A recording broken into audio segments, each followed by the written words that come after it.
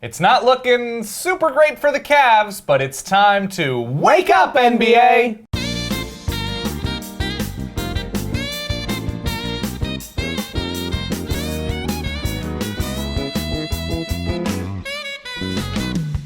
Welcome to Wake Up NBA, presented by State Farm. My name is Dan, that is Ryan, and guess what we're going to talk about today? The very short finals? The very short appearing finals in front of us. Okay, Lord.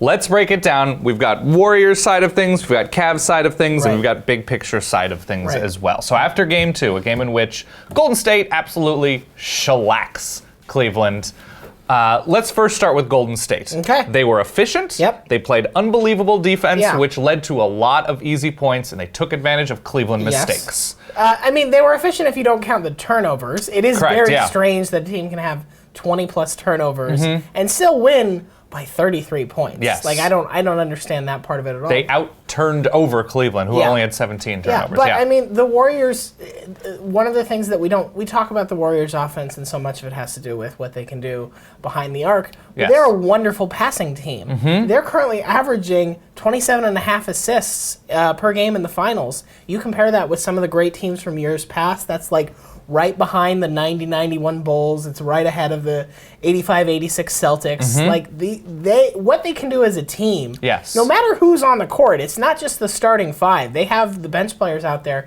and they still rotate the ball. And you compare that with what the Cavs were doing on offense, where so often it was just Kyrie Irving charging into the lane with no plan, no way to decide. I what he was gonna do. single-handedly can Right, respond right, to this amazing offense. I'm coming for you, Hoop. I will find you. Yeah. Yeah, no, it was really disorienting to watch a team that had looked so good offensively throughout the Eastern Conference playoffs Yeah. just face a juggernaut and completely just wilt away and die. And I don't know what it is specifically about Cleveland. The fact that it is a first half of the season head coach in Tyronn Lue. He's not just being outclassed by Steve Kerr and what the Warriors are in terms of what the system looks like on both sides of the ball, but it looks like Cleveland abandons all game plans and even the game plans that were there. Rotating Kevin Love to Draymond Green was a mess. Cleveland just found itself in 5-on-4, 4-on-3 situations so often in a half-court set, and they're paying attention to Golden State's three-pointer, which you have to do, but the sort of genius of Golden State is that three-pointer, when there's a pump fake or something, all of a sudden there are just bodies that are open, and to you, is it Cleveland reaching their ceiling in the conference rounds? Right. Or is it Golden State being just so otherworldly with their versatility? It's really hard to tell, Yeah. to be perfectly honest. I mean, the Warriors right now have 7 players who in the finals are averaging at least 9 points per game. Yes. And you compare that with the Cavs, they have 4.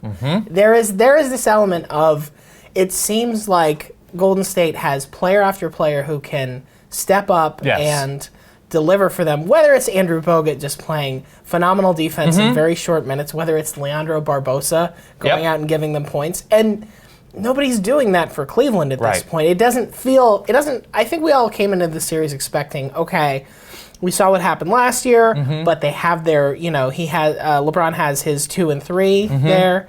Where are those guys? I mean, you look at the 3-point numbers alone, J.R. Smith, Kyrie Irving, Kevin Love, first 3 rounds of the playoffs, just lights out, just murdering teams. Yeah. And so far, through two games of the NBA Finals, gone. Yep. Just disappeared.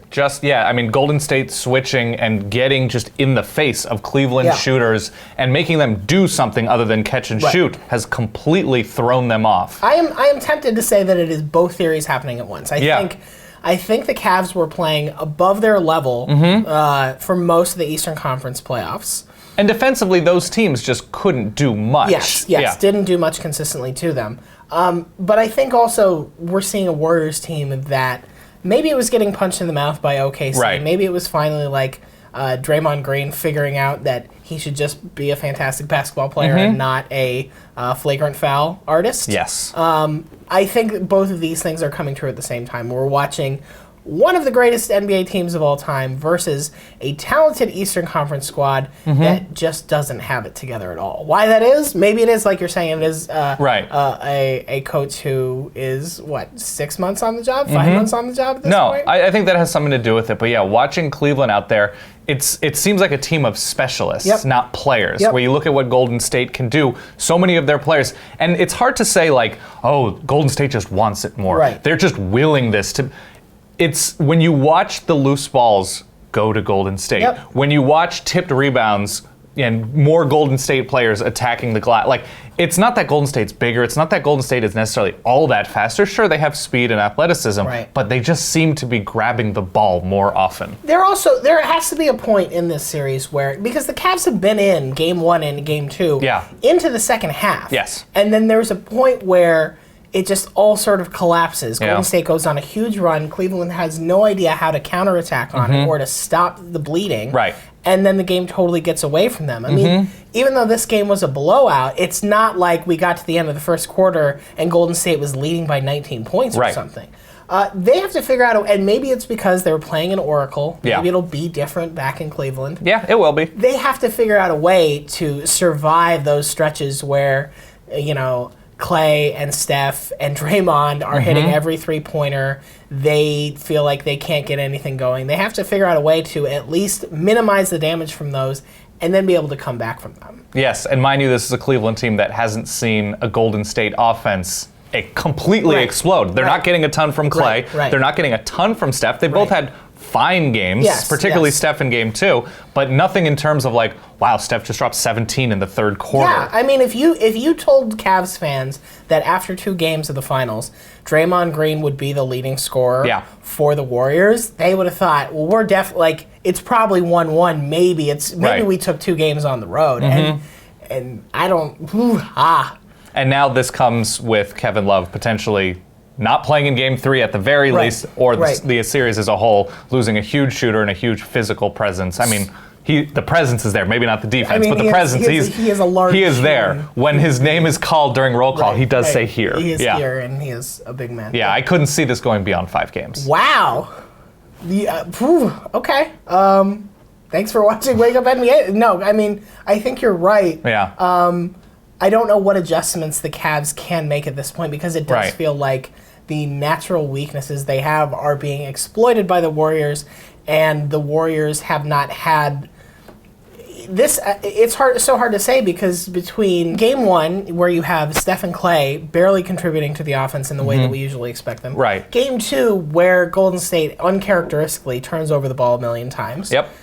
If you're not at least going to be close in those games, what hope is there for you? Because you're right, we have not seen final boss Golden State, Steph, and if they show up in one of those games in Cleveland, the series has to be over at this point. How would you, and this I think is the most important, and I guess our final question, how would you best smuggle and disguise Kawhi Leonard into Cleveland? Because short of that, I mean, you dye his hair blonde, maybe some sort of handlebar mustache, goggles, with like weirdly tinted LaDainian Tomlinson goggles. I think there has to be, short of that, knee pads, because Kawhi Leonard would never wear knee pads. I would just say that he's RG3's bodyguard. Okay. RG3 new on the scene in Cleveland, everybody's excited, and if people see him walking down the street, they're going to be like, that's RG3. There he is. And some very tall man with him who's probably just looking out for him. No, it's Kawhi Leonard. He's here to, but Kawhi Leonard's not in the NBA Finals either. So. No, he's not. So transcribe this for Cleveland, and everything will be good. Thank you for watching Wake Up NBA, presented by State Farm. We'll see you next week.